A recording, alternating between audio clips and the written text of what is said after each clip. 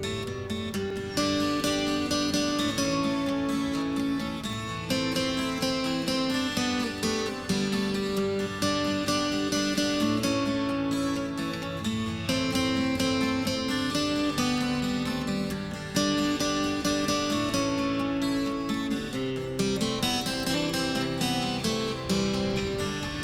show is sponsored by Lila Arboretum Society.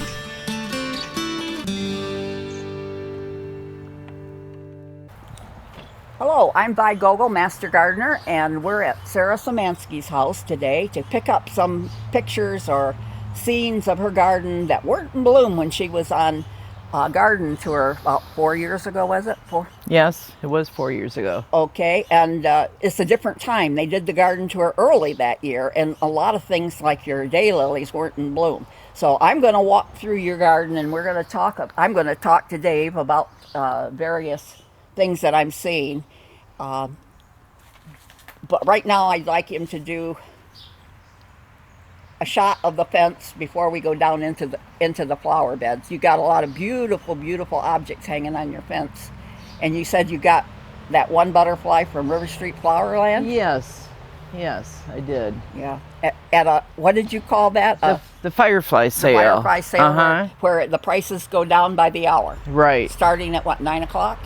Oh, I think it actually starts maybe around 7, and then I think after 9 o'clock it goes to 40% off, which is the highest price off, yeah. Okay, well that's good. I drive by your house so frequently because you're right on the corner of Michigan Avenue, and that's my route to the Arboretum and to get onto to stuff to go to the mall. Right. And so I knew that your daylilies were ready to be photographed, and I will. I had somebody yesterday stop and ask me, he's a photographer, and he was going to do a photo shot of a younger girl, I guess, and he asked if he could use my flowers as like a backdrop. And you still mulch with rubber? Yes, I do. Every year you add a little bit more? Yes, there's a few down there along the neighbor's driveway that I do the hardwood, but yeah, and you probably 80% out there is the rubber mulch. Yeah, that's and it's in your, what do you call that bed that's got all the succulents in it? I couldn't think of the word you used. Well, there's hens and chicks out by the squirrel tree. Yeah, I'm talking about the one along the sedum. Yeah, is that what you call it, your sedum bed? That's a sedum bed. And you've got a lot of varieties out there. Yes. Okay, well, I think we're just about ready to go down into the garden. Oh, enjoy. And you're Sarah, tell us about your trees here. Okay, well, in spite of the fact that they really need watered because the leaves are curling up. The first one here, I started from a seed in 6th grade science project. Yes, and so that's probably about 55 years old. And I've had to cut it down a whole lot, the top. And then the other tree, I got after my mom died.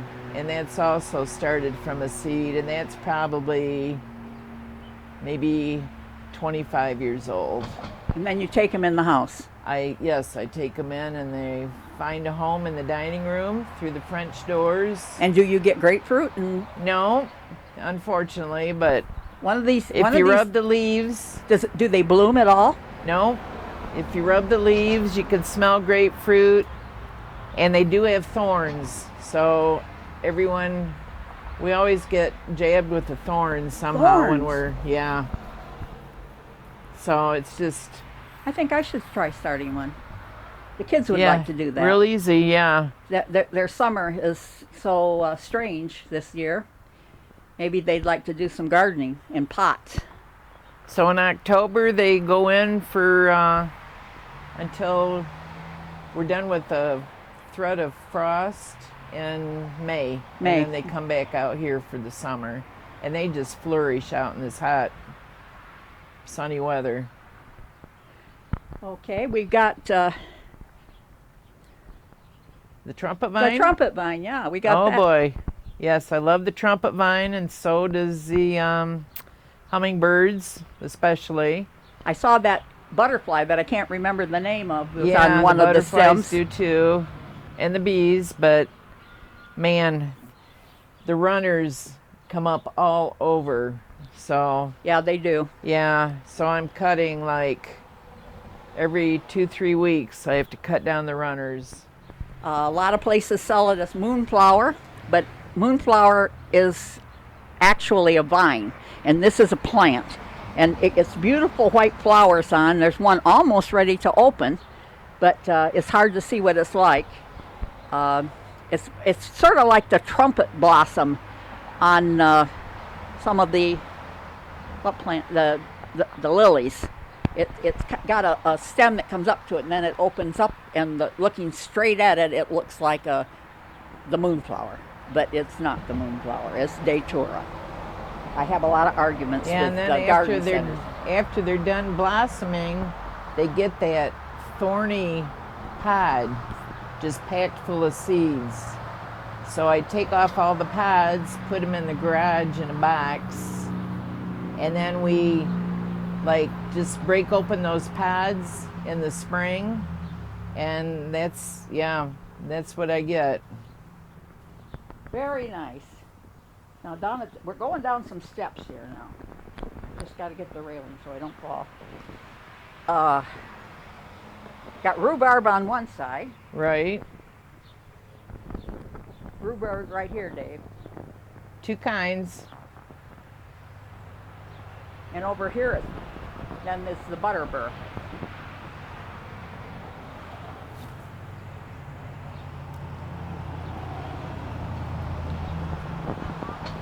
I think that's some kind of a spirea there, isn't it? That is a dappled willow. You keep it cut down so Yes. that it doesn't become a tree. Yeah, that's one of those other things you have to keep cut down. And when it's young and first starting out, every spring, it's like a variegated. It's white with a little pink color and a little bit of green. And then the older it gets through the season, it loses the other colors. Okay, that's my peace sign garden. Your what? My peace sign garden. Peace sign garden. Peace sign, yes. I used to have a necklace like that. Did you? Yeah. Yeah, from the old hippie days, huh? And the little decorations I've got in there are things that bring joy and just like tranquil, peaceful feelings. So The little paw prints. Did you get it with the paw prints on it, or did you put the paw prints? no, I bought it like that. Yeah, I bought it like that. Okay. Okay, moving right along. Did you get the blue behind the piece? That's probably from one of the stores that sell craft type stuff. Did you have All my to buy a lot of them to decorations? fill in that peace sign? All the stones. So the grass or the glass stuff. The glass. That was from Springfield Landscaping That was a long time ago. when Janet owned it. Yes, that was probably around 2005. All my different colored rocks I bought from her. So from them and down at Springfield from Landscape. Janet, yes. Yeah, we need to tell the people that are watching this that place closed up, but they still have mulch and soil and stuff like that there, Right. but no garden art. Yeah, that was a great gift shop in there too. Yes, it was beautiful. There was always something I had to have there. Now we're into the daylilies, and we talked about labels, and she said that most of the labels broke off, so she doesn't know what they are now. But there's some beautiful ones in here. I love the red ones. I love the red ones, and I think that back there is Pardon Me over in the middle. And it looks to me like you've got early season, mid-season, and late in here because they're all in different stages of blooming. Right. Yeah. So that makes the blooms last longer, so I can come this way and enjoy it more because I drive right by. Oh, that red one is gorgeous. And out of all those daylilies that I have, there's probably only 5 or 6 duplicates. They're what? Out of all the daylilies that I have down in my yard, in all those gardens, there's probably only 5 or 6 duplicate flowers. Okay, let's move around to her. This is her Sedum Garden. I checked with her to get the name. And I do recognize some of them. I see Vera. What's Vera's last name? I keep thinking of the lady that makes commercials, and that's not the one that's the plant is named after. It's the one that has the foliage is more close to the ground and has blossoms coming. This one is one of the autumn, they call them autumn joy, but I think there's another variety in here that's propagated off, and that looks like a bush. I don't know what that is.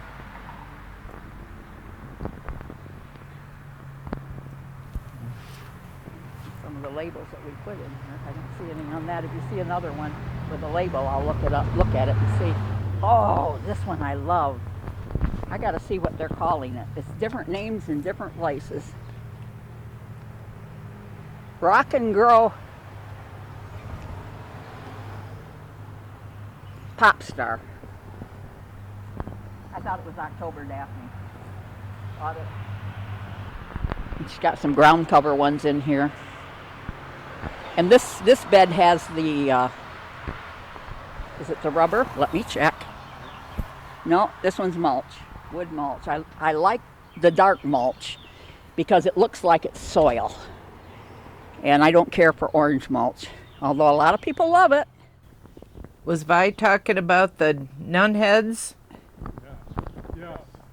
Those were from the old building at Lila Hospital. They were up in the peaks, in the Lila Lodge, which both of those have been since removed.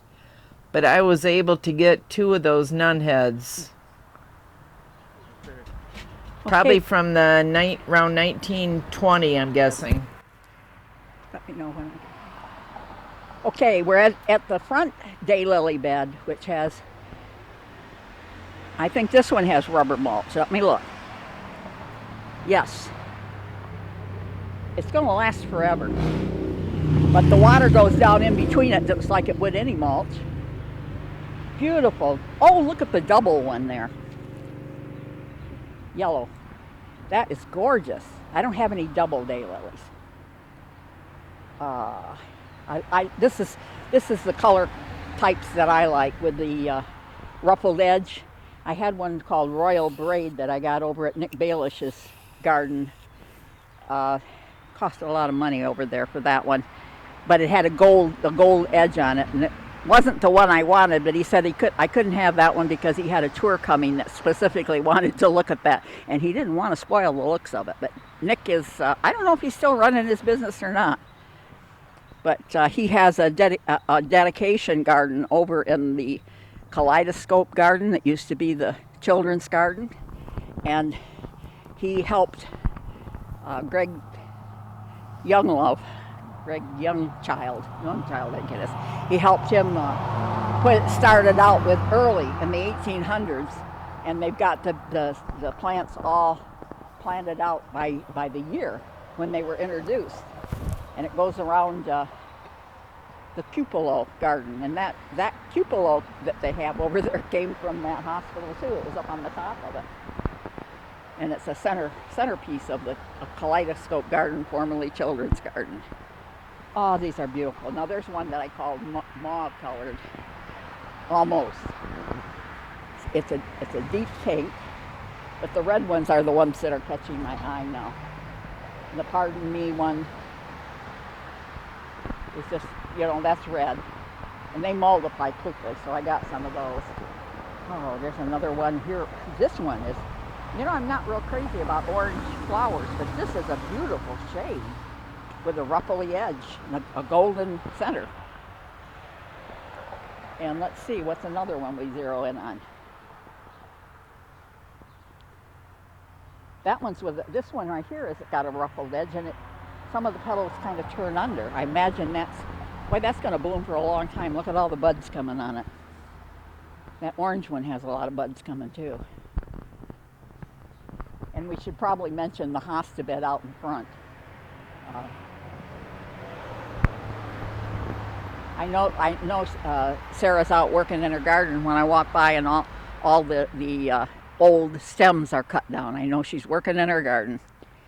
And then here's another one that has the dark center with a ruffled edge of sorts. Oh, and that beautiful yellow one over there next to the hostas. That is gorgeous.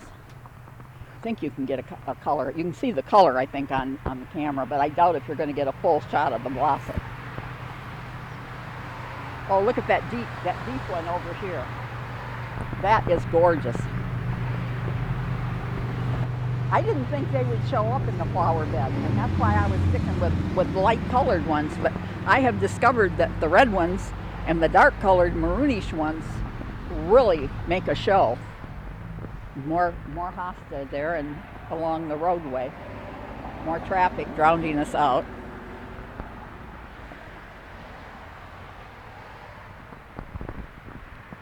Oh, look at this one. I like that one. I like that one. That one has a deep purple throat. Well, actually, it's got a yellow one down at the base, and then it comes out and bursts into the purplish color, and then the tips of the leaves are yellow, and some of them are bordered. They're ruffled, and some of them have purple mixed in on them, but not all of them. Just some of them. That's beautiful. I love daylilies.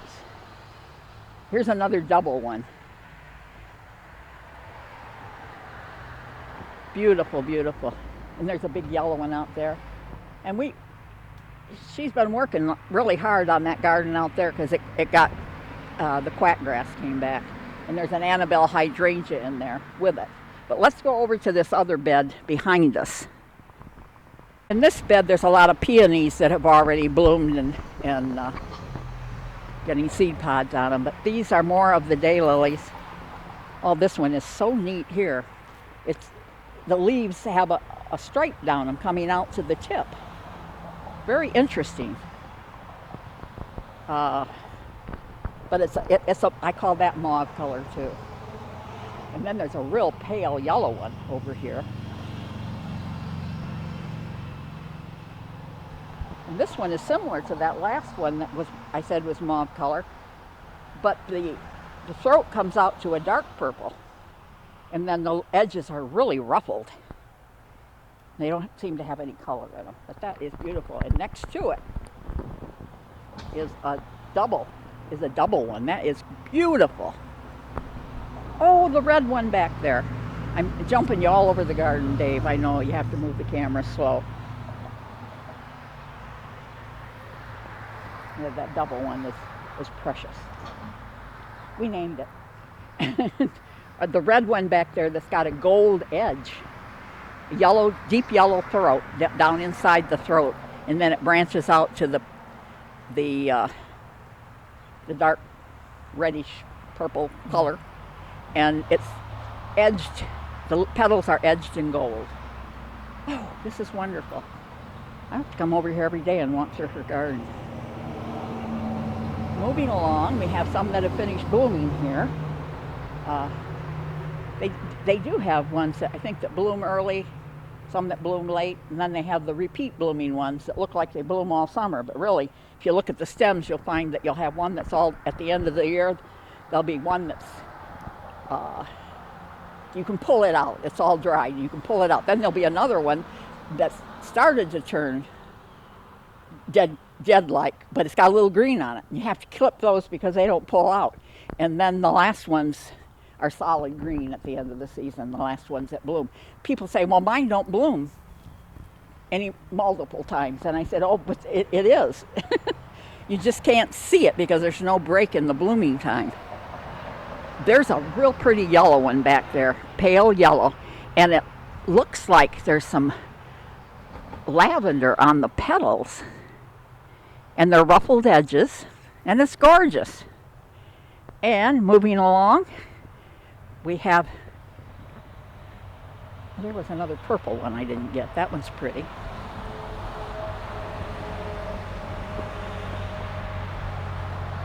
That looks like that's going to bloom for a while. They've got buds that are getting ready to come out and others that are way coming later. So that one's going to be around for a while. And then on the very end of this bed, we have a ruffled edge tangerine color. Is that tangerine color, Dave? You don't know. Okay. Well, I call it tangerine. Peach color. That works. Except my peaches from the peach truck turn brown when I put sugar on them. Then along this back fence is where we started out with the effect. We have some that are blue, some that are green and light green with dark color on the leaves, and what else? But the light colored ones really set off the dark colored ones, and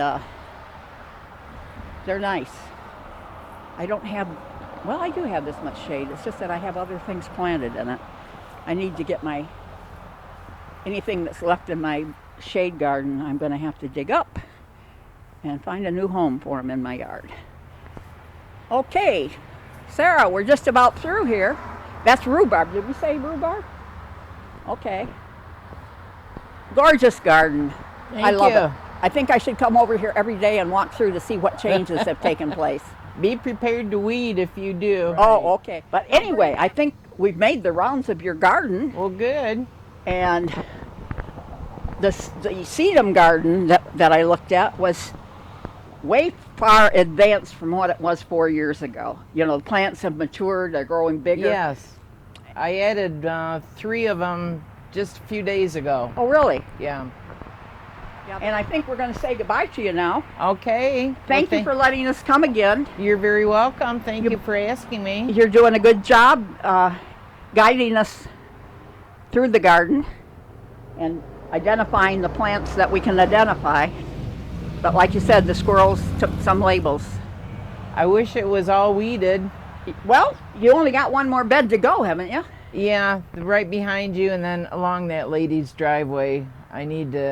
We didn't get all that weeded, but... If you would like to become a master gardener, call 969-0270, extension 116. If you have questions or suggestions about this show, call 963-1448.